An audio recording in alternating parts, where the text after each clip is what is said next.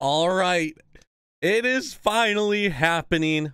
One of the two biggest free agents in the MLB this year has finally signed. Manny Machado, the first to come off the board. Will we see Bryce Harper soon? We'll have to wait and see. But Manny Machado now has the biggest free agent contract signed in American history. He beat out A-Rod's $275 million contract over 10 years. Manny Machado now has $300 million over 10 years. Bryce Harper. I expect Bryce Harper to get a contract bigger than Machado's to beat that, but hey, Manny Machado, take it in. You're now the richest guy to sign a free agent contract in all of American sports. It really looked like it was going to be the Padres or the White Sox that would end up with Machado. Machado wasn't really about the team. It was just about what team gave him the most money. The Padres and White Sox had money, and the Padres offered more. The Padres have a great farm system. We'll go over some of the young names coming up in a bit, but Ken Rosenthal tweeted out, the source confirms Machado, the Padres, 10 years, $300 million. First reported by Jeff Passan and Mark Feinsand. News broke out around 11:30, 12:30 Eastern time today. Also, Tim Brown tweeted out that there's an opt-out in Machado's deal after the 5th year. It's great that there's an opt-out in there, but will Machado take an opt-out?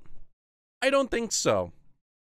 Unless it's a team option, Machado would probably remain as a Padre for his whole contract. There's no way he opts out of all that money unless he's just even better and another team will sign him short term to like the same amount of money. But so that's interesting there. Ken Rosenthal also tweeted out, you retweeted Dennis Lin, who said Padres executive chairman Ron Fowler said that they do not have a deal. They're continuing discussions. I think Ken Rosenthal followed up with, this is likely semantics. Machado is not past a physical, and the two sides have not finalized language, but they are in agreement on financial terms.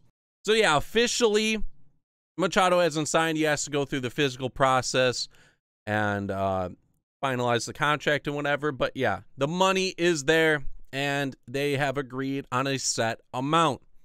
I have no idea how this contract's going to work.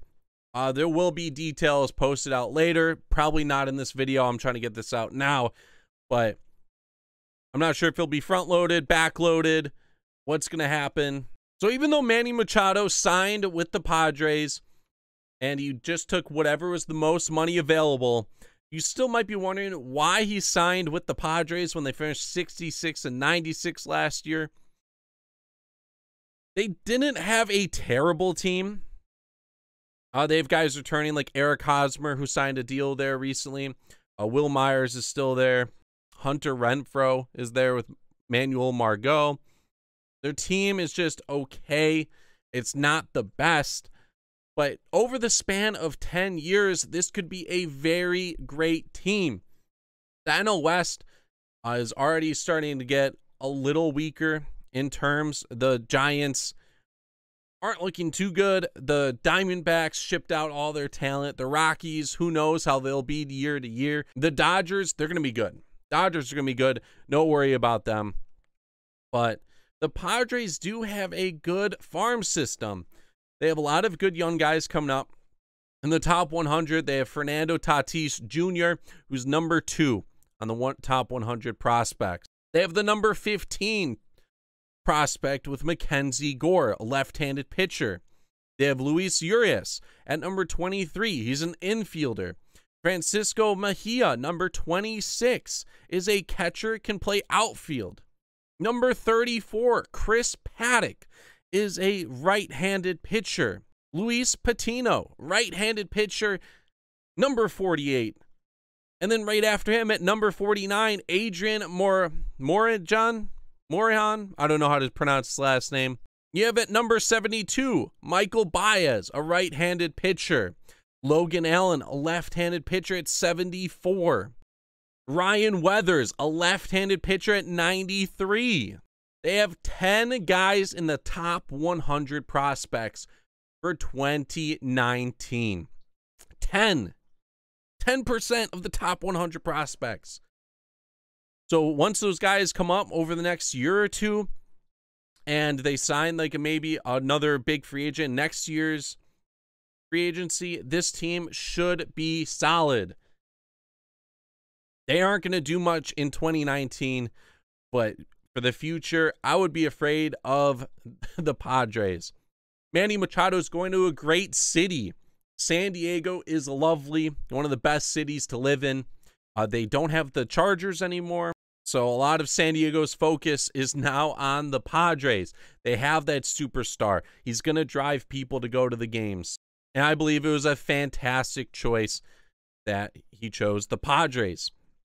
Wouldn't have been bad for the White Sox. As a Cubs fan, it would have been nice to see him go to the White Sox so I could go to games and watch him. Manny Machado is coming off his best year of his career. Played with two teams in 2018, the Dodgers and the Orioles, but he had a combined 37 home runs, career high, 107 RBIs, career high, most hits, tied for the most hits in his career, actually one less than his most. He had 189 in 2013, 188 in 2018. He played in 162 games. He's missed a total of 11 games over this past 4 years. He posted a 297 average, 367 on base percentage, 538 slugging, 905 OPS in 2018. He also was pretty bad defensively with the Orioles, but when he went to the Dodgers, he became a great defender again. It's amazing how when you're playing with a poor team and you know you aren't going to be with them next year, how you do things carelessly. But with the Dodgers, he knew that he was on a World Series team. He had to try, and that's why his defense got a little bit better there. He's going to play shortstop for the beginning of the year. Fernando Tatis is going to come up soon, but he could play third base. Who knows what they're going to do? Will Machado get moved over to third? Will Tatis get moved over to third? Both of them are big guys. Tatis is 6'3". Machado is 6'3". Doesn't necessarily matter.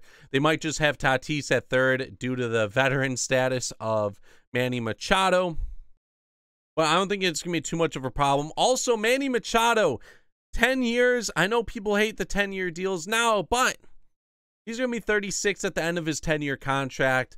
He should not be putting up horrendous seasons, kind of like how Pujols is at the moment for his last couple years. But Manny Machado should not really have too many bad years with the Padres.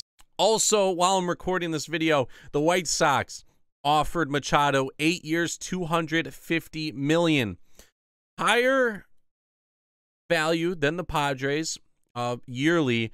The total deal with incentives and vesting options could have been well north of $300 million. So 8 years, $250 million. He wanted the guarantee, though, and got 10 years for $300. Even though he's making less per year, just by a tad, he still wanted that guaranteed money, and he went with the Padres. Interesting question now about the White Sox. They signed Yonder Alonso and John Jay, Manny Machado's friends. Did they sign him just so they could try to get Machado to go there? Pretty interesting move on that. Are they going to trade those guys now that they don't have Machado? We'll see on that. So James Fagan tweeted out, Kenny Williams said the White Sox felt they were the high offer on the table. And a direct quote is, I'm wearing my shades so you can't see the shock in my eyes. The White Sox might have had a higher offer than the Padres, but based off Manny Machado signing with the Padres, I don't think that was the case. The White Sox probably offered around 280, maybe even 290 million, and they thought, no way is any team going to outbid us. They pretty much thought he was a lock with the White Sox. The White Sox, another not so good team at the moment, but they would have been great once a lot of their talent got called up to the majors. Maybe could have been a better option for Machado due to how weak that AL Central is at the moment, but 10 years is a long time. Teams can change over the span of a couple years, and all you need is one great year to make it the contract worth it. The only way you could make it worth it based off 1 year, though, is a World Series title. But I don't think that was the main focus. Padres, we'll have to see how they play out. Bryce Harper, though, I know that he's trying to go to a team that's in good contention now so he can win over the next few years, but we'll have to wait and see on Bryce Harper. But yeah, very big news. Finally, spring training is here, and these guys are like, all right, I've seen all my offers. I didn't have to sign until now, because what's the point of signing before spring training if you could just wait until the time comes and just select your best offer then?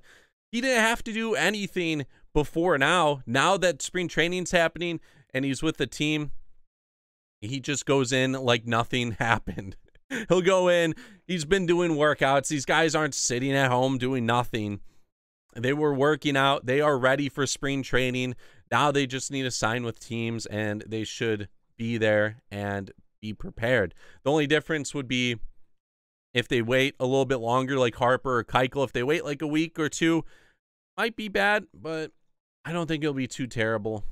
But yeah, Manny Machado, $300 million over 10 years. Don't have any specific details. That is the money, though. Let me know your guys' thoughts on this deal down in the comment section below. And leave a like, subscribe. More news to come hopefully this week. This is Healy, and I'm out. Peace.